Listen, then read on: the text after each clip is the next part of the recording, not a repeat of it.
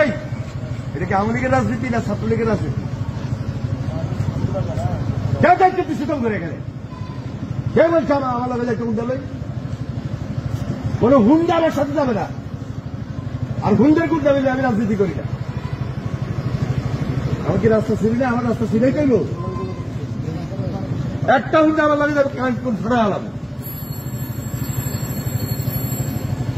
Honda লোক এখানে মহানদী চলে, হুন্ডার বাংলা থেকে ধরে আমার কাজ আমি করবো। তোমরা সেখানে বসে থাকো, যাই ভাই অ্যাডভান্স চলে যাও, রাজনীতি করে এখানে। হুন্ডা লোক চলবে, হুন্ডা কি মানুষ হুন্ডা পছন্দ করে? এত বড় মাঝখানে গেছে, এতই গেছে, কোথায় ছিল আন্দোলনের সময়? আন্দোলন তুমি একা করছো?